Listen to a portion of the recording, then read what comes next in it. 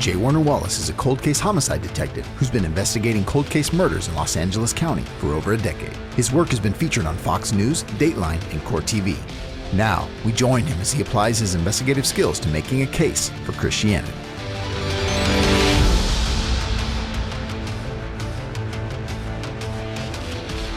Thanks once again for joining us at Cold Case Christianity. I am J. Warner Wallace. Now, usually when I do an episode, I spend a lot of time researching, gathering my sources, presenting enough graphic material, at least the websites that I might be referring to, so you can see it in our NRB weekly show or hear it on our weekly podcast. But today I'm not going to do any of that because I really want to talk about something from the heart. I've got some notes on my desk related to Christian celebrity and some of the dangers that I think I see right now in culture and what we're trying to do to shift the approach that we're taking as Christian case makers at coldcasechristianity.com and on all of our social media platforms. Look, this hit me after Ravi Zacharias, and I did not say much following Ravi, not because I was trying to protect, I was just trying to let due process run its course, and I also felt like there were a lot of people who had already kind of launched on that, who jumped on that opportunity, and I felt like in some situations it was really about this issue of celebrity. Like we sometimes choose what we talk about because we think it'll get more clicks. And so we talk about these provocative hot topic issues, and I didn't want to do that because it seemed to me that celebrity was at the root of Ravi Zacharias and is at the root of what we do as public Christians who are making the case for Christianity. Look, there's a danger in this, and it's the danger that Ravi faced. And when I saw that whole thing go down, and if you know anybody who knows me, you'll know I was talking about it for years prior to it because I had suspicions about motive, what it is that causes us. You know I always talk about the three motives behind any misbehavior, the three motives behind any murder I've ever investigated, behind any crime I've ever investigated. They're always the same three motives. It's financial greed, sexual lust, and the pursuit of power. And that third category, the pursuit of power, is where celebrity lies. Because power is about authority, respect, pride, your position, how people see you, how you perceive yourself in front of a group. These are all prideful aspects. Now look, these are all three things that God can use for good. They have been designed for good, but we have a tendency to corrupt them. We have a tendency to pervert them, to do evil. This is the nature of who we are. And so I knew early on when there were discussions with Ravi about credentials and whether or not he had an earned PhD and all of that stuff, I worried that was there something driving that third category of, who am I? Do you respect me? Do I have authority? And that's what drives celebrities sometimes. So let me give you a few principles that I think will help you to think clearly about celebrity, and we'll talk about them and see how they may protect yourself and how we are trying to shift what we're doing also to protect us. I think the most influential way you can impact culture is really not about whether you advertise, whether you are on these social media platforms, whether you're making videos, whether you're on social media, whether you're on Twitter, whether you're on Facebook, all that stuff. It's really about trusted authority. Trusted authority. When people see you as a trusted authority, they begin to listen. And that's what we're really trying to do, right? Is to help. Look, that's why I stay in my very small lane of looking at these issues from an investigative perspective, using the same tools I would use working in any cold case. I use those same tools. That's how I became a Christian. That is the limited expertise I bring to you, right? I do not claim to be a Bible scholar. I do not claim to be a literary scholar. I do not claim to be any of those things. Instead, I'm telling you, I see ways in which we could apply a cold case ideology to the investigation of Christianity. And in that sense, I do feel qualified because I've worked so many cold cases. So I think that's where I keep that's the trusted authority I hope that I have gained with you and why you're listening to this podcast, why you look at our YouTube channel, or why you watch our NRB TV show, is that you know that I have expertise in this one area. And I stay in my lane because that's important, because I want to be a trusted authority in this very small, narrow lane. And I'm okay with that. But trusted authority is different than celebrity. And I'll tell you, I struggled with this myself early on after opportunities were afforded to me that created a certain amount of celebrity for me in my own community. Well before I ever wrote a book, well before I ever started doing any of this. I was on Dateline. I think we've had 6 cases on. That's more than any other agency, more than any other single detective has ever been on Dateline. And that provided me with a certain amount of celebrity. And then I was in a movie, God's Not Dead 2. And that provided me with a certain amount of celebrity. And I started to struggle with this because this notion of celebrity is dangerous because it's one of the 3 motives that ultimately can lead to bad behavior, right? It's hard not to be corrupted by these 3 things: financial gain, sexual lust, pursuit of power. And I could see, this is something that I see in the world around us how many pastors, and now this world-renowned apologist, have fallen because of one of these 3 things. And I've always said, if you simply protect yourself in those 3 areas, you'll be okay. But here's a little dirty little secret I'm going to share with you that may explain what we saw with Robbie. It turns out if you start to tickle any one of those 3 things, sex, money, power, if you start to pursue any of those 3 things, if you start to kind of let your guard down against any of those 3 things, eventually all 3 things will be a problem. You might say, well, no, I'm not interested in the sex or the power. I just have a financial need. Oh, I'm not interested in the money or the sex. I just want to be able to have more influence on culture. If you allow yourself to chase any of those 3 things, trust me, the other 2 will eventually rise with the 3rd one that you're chasing. And what we saw with Robbie was that as his power rose, his stature globally, and as the financial means rose, the opportunity then rises for the sexual temptation as well. Because let's face it, at some point, how do you get the 3rd thing? Well, you offer money or you're somebody. And this is how everyone who corrupts those 3 things operates. Eventually, 1 or 2 of those 3 things allows you to access the others. And when that happens, you're now tempted on all 3 levels. I used to think, by the way, that everyone's tempted in a different way. No. It turns out those are the 3 things that tempt everybody. And if you allow yourself to pursue even one of them, the other 2 will eventually rise as well. And so the danger in celebrity, and that's in the power section, influence, authority, respect, is if you chase it and allow that to become your God, you allow that to become the thing that you're so possessed about, eventually you're going to have problems, or temptations at least, in the other 2 areas. And we see this over and over again with national leaders. And they think, well, it's a good thing, isn't it? Isn't it a good thing to want to have more influence? Isn't it a good thing to leverage celebrity and want to become somebody so that you can have better opportunities to preach the gospel? Look, this is what I fear, is that many of us begin by trying to grow our public platform, to grow our celebrity in a sense, right? How many people know us on Instagram or on YouTube or on Facebook or Twitter or whatever, TikTok, whatever it may be, because we want to preach the gospel. We want to use this growing platform to preach the gospel. At what point do we shift then and start to preach the gospel because we want to grow the platform? That's just the opposite, right? There's where we have to guard ourselves, is that, look, I get it. We're in a world right now where if you want to be heard in this noisy world, Michael Hyatt wrote a book called Platform, Being Heard in a Noisy World. And I get it. We all want to be, nobody writes a book, they want no one to read. Nobody creates a video, they want no one to watch. No one records a podcast, they want no one to hear. And how do we get heard? Well, we get heard by growing our social media platform, becoming somebody so that we can be heard. I will tell you that I can't tell you how many publishers I've worked with over the years. We're getting ready to write book number 8. Well, we just wrote book number 8, so we're getting ready to write book number 9. Book number 8 will be coming out in September. Look, publishers will often ask you 2 questions. I always say this when I teach on these courses at Biola at SES. They'll ask 2 questions. Number 1, what's the idea for your book? Okay, great. Who are you? It turns out the only question that matters is the second question. Who are you? Because if you're the right kind of person who can sell your own book, you've got a national radio show, let's say, or you've got some national platform, you've got X number of people on YouTube, you're going to get a book deal from a publisher Not because your book is all that great necessarily. I mean, I hope it is.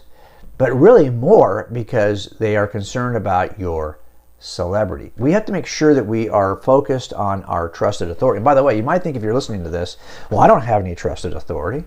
I'm not. Yes, you are.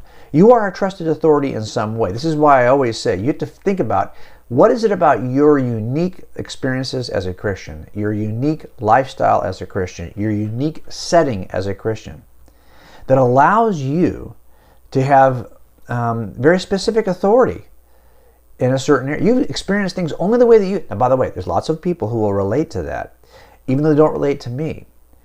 Every one of us can become a trusted authority in some way if we simply stay in our lane and leverage the life that God has given us.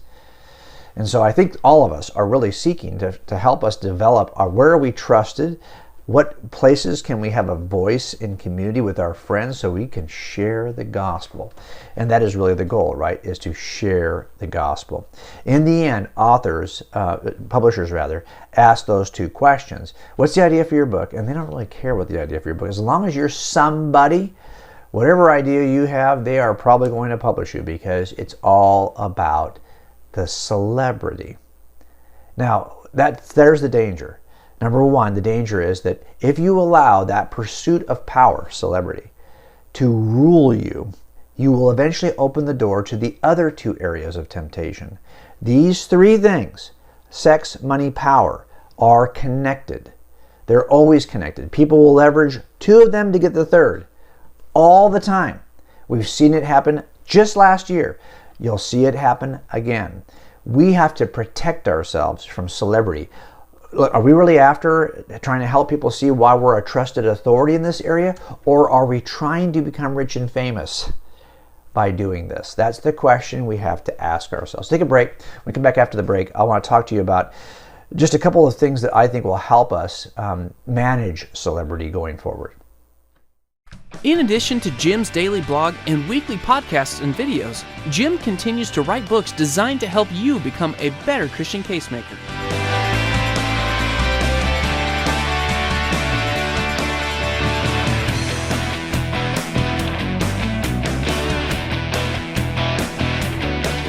These resources will help you defend what you believe and share it with others.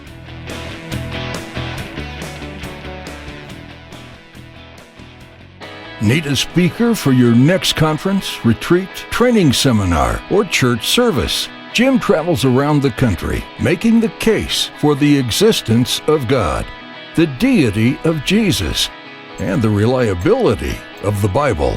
He'd love to partner with you to create a powerful, transformational training experience.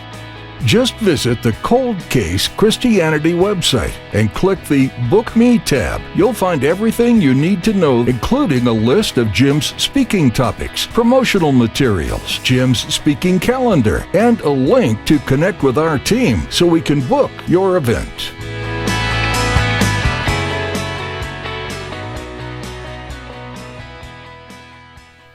I was recently in a conversation with another author and a Christian apologist. We were talking about marketing. Look, I often say this, anyone can write a book. That's not the hard part. Getting someone to read your book, that is the hard part. You will spend far more time, effort, blood, sweat, and tears on the marketing side than you will on the writing side. Isn't that sad? But it's true.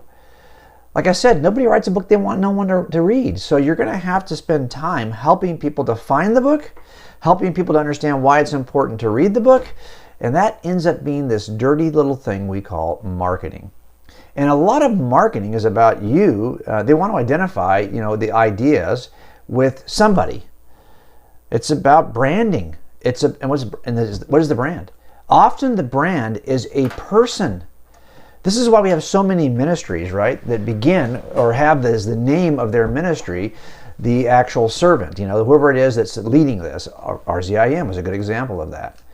And I have always been hesitant to do that. Now, yes, we've actually purchased the URL, jwarnerwallace.com, and we've never used it. If you run it now, if you Google it, or if you put it in your browser, it's going to come right back to Cold Case Christianity. We just wanted to protect the URL, but we decided we weren't going to use my name as the platform. And the reason why I don't want to do that is because I'm trying to protect myself from this notion of celebrity. I'll tell you, I'm uncomfortable with it, and I've been uncomfortable for a long time. One of the most uncomfortable things you can do, and we do it all the time, right? We get asked to speak. And I didn't have any idea this is where this was going. Because to write a book, I had no idea that eventually would launch a speaking career. I don't want another career. I had a career. I'm in my retirement. I'm actually enjoying getting to tinker on old cases, getting to tinker on as a chaplain at my agency, getting to tinker writing books. But it turns out a lot of what I do now is speak around the country. And what's troubling about that is trying to help people to see that what's important is not me. It's what we're talking about. Whenever you do an event where you have somebody who is live streaming it, they'll ask you, okay, you have this media you use, this PowerPoint. Well, yeah, I use a lot of visual media. I do not want you to put a camera on me. Please, once the talk starts, just go right to the media. Well, that doesn't work because sometimes we end up with a TV on the stage, so I can be seen along with the media. I don't want me to be seen. I want the media to be seen, because what is the star of the show is the case for Christianity, not J. Warner Wallace. Maybe that's part of just aging. I think it is, if I'm honest with you. I mean, I'm less and less comfortable with what I look like in front of a camera. So, you know what? I'm fine with you just focusing on the case for Christianity, which I've made visual for a reason. I think we're in a visual world that wants to see the case made visually, and I'm more than happy to do that. That's where I love working as an artist anyway, so let me do that. And also, it takes the limelight off the speaker. That one of the more uncomfortable aspects of speaking engagements is that afterwards you'll see that people want to come to your table where your books are. I want to sign books. I want to talk to people. But at some point, someone's going to ask to take a picture with you. And of course, you're going to say yes. And there's an aspect of that is really troubling for me, because why do they need... These things never end up anywhere anyway, but I mean, why do we do that? We do that because I don't know why we do it. It's part of the celebrity culture. I don't want to be part of a celebrity culture. So how can we move forward in such a way? Look, there is no New Testament example of paid public Christians. And I don't want to be one of those. I don't want to be somebody who's driving I have a pension. That's how we pay our bills. A pension as a detective. And that's where it needs to stay. We don't want to pursue, I don't want to be a paid public Christian. That's not my goal, because I see no model for this. I could be wrong. I'm correctable, so write to me if you think I'm wrong on that. I had a conversation recently with somebody who's a lead singer and songwriter of a Christian band for years, a really significant Christian band. And we were talking about this, and I love his work, and I love the work of this band. I mean, it's one of I was sharing with him as we were talking that I think I owned every single CD they ever put out. I had in my playlist. I purchased those back in the old days on iTunes. Okay, I didn't like to stream them from Spotify, so I actually invested in this band, and I felt like this guy was just a remarkable songwriter, a remarkable singer. It was a great band, Christian band. And I asked him, I said, it seems like we're seeing a lot of deconversion stories, a lot of deconstruction stories from singers, songwriters, musicians in Christian bands. And all of these bands kind of were the bands that blew up about the same time. I remember in the early 2000s, I was a youth pastor. And a lot of these bands, the kind of the DC Talk, Audio Adrenaline, all these bands were kind of coming up at the same time. And there was a sudden surge of Christian rock or Christian pop or Christian whatever, CCM, contemporary Christian music. And I don't think we've seen it since. I mean, honestly, I don't see it now as much as I saw it then. I mean, all kinds of Third Day. Whatever there were, all these bands kind of came up at the same time. And some of those lead singers and musicians have now left the faith very publicly. Isn't that interesting? Well, why? I'm not even sure that any of these folks were really... I think the opportunities to become celebrities were there in a window of opportunity of about maybe 5 years in which they were signing bands left and right. And I think this, as I asked this singer, songwriter, and leader of this Christian rock band. Am I wrong about this? Am I crazy about this? Or does it seem to you like there was a window in which all kinds of opportunity was available for celebrity in the contemporary Christian music niche? And all kinds of people came up through there, and none of these were vetted. We don't even know if any of these folks were actually Christians. Many were not. So now that they are no longer Christians, why are we surprised? What is driving you? That, to me, it begs the question, what is driving us? Is it because we want to leverage whatever respected authority we have in whatever weird field we have, whatever life that God has given us, to leverage the gospel? Or are we really seeking celebrity from the gospel? And that's something I think we have to ask ourselves that'll help protect us going forward. It's like if I drew you a diagram, what is leading to what? There are lots of people who have leveraged their celebrity to preach the gospel. And there are lots of folks who are preaching the gospel to achieve celebrity.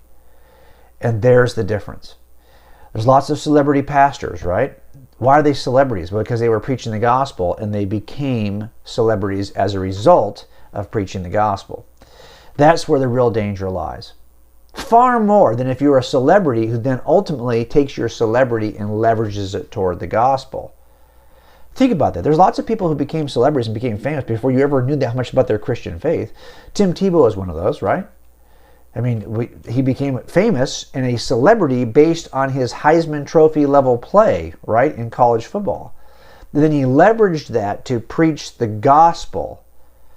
That, to me, is a better way to use even if you didn't want the celebrity, you used the celebrity to do something greater. You weren't chasing celebrity through the preaching of the gospel. You preached the gospel as a result of your celebrity. There's another set of people that I listen to them all the time. That's the folks from Duck Dynasty, right? All those guys, Phil, Jace Robertson, over at the Unashamed podcast. I listen to that podcast all the time. And why? I'm fascinated by how people who really weren't seeking this kind of celebrity ended up leveraging their celebrity to preach the gospel. And now they have a podcast where that's what they do on every single show. Yeah, they talk about their lives, and they are great storytellers. But they're just leveraging the celebrity that came to them by way of a TV show. Even today, leveraging it to do what? Oh, to go through, so far they've gone through John and Acts, and now they're in Romans. They are line by line going through the gospel, going through the letters of Paul, going through the work of Luke and Acts to preach the gospel and leverage the celebrity. They aren't leveraging the gospel for celebrity, they're leveraging celebrity for the gospel.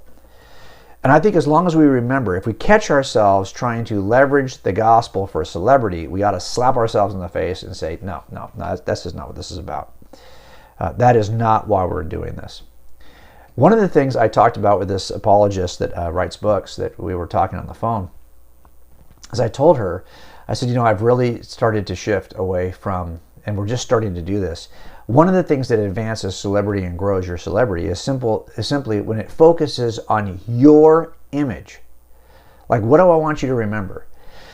Do I want you to remember the content of our teaching, or do I want you to remember J. Warner Wallace?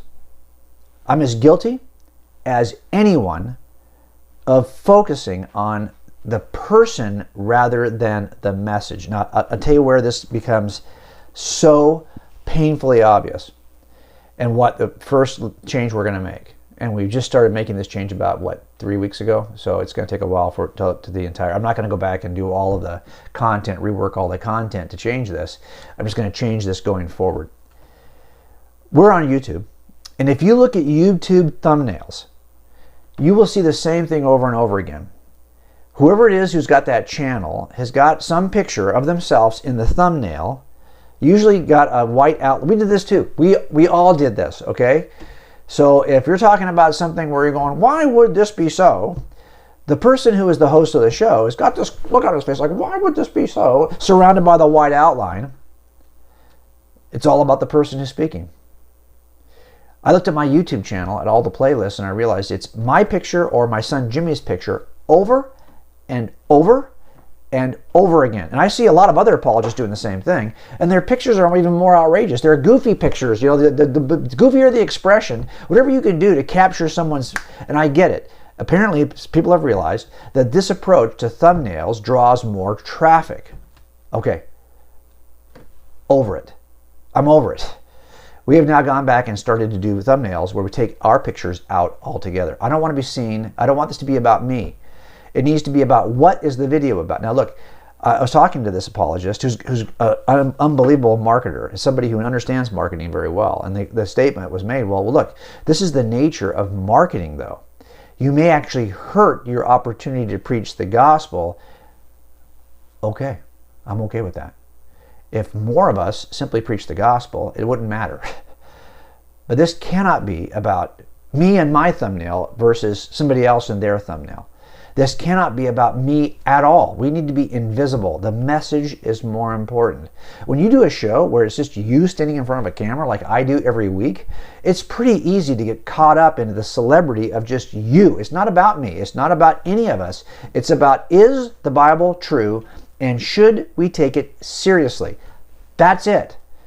It's not about anything else. So how do we move forward and abandon this growing platform building sense of celebrity? Because this is what builds platforms. Celebrity builds platforms. It's look what I did now. Look what I did then. We are slowly shifting away from all that. It'll take a while. If you go to my YouTube page right now, probably it's still got my image of my face in the header. We're changing all of that. Now, it takes a while for me to change these things because I don't have a staff. It's just me. Like, when am I going to get to redoing all the graphics? Probably by the end of summer, at least by the middle of summer, I hope to have changed all the graphics by July, maybe. It's going to take a while, right? Because I'm not going to go back and change 1,000 video thumbnails. I'm not doing that. But going forward, we realize that if Ravi Zacharias taught us anything, it's the danger of Christian celebrity. Let's all of us be committed.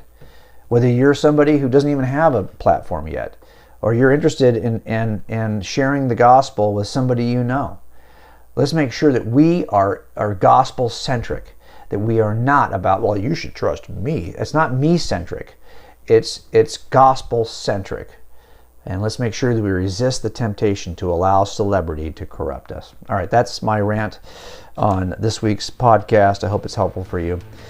I'll see you right here next week at Cold Case Christianity.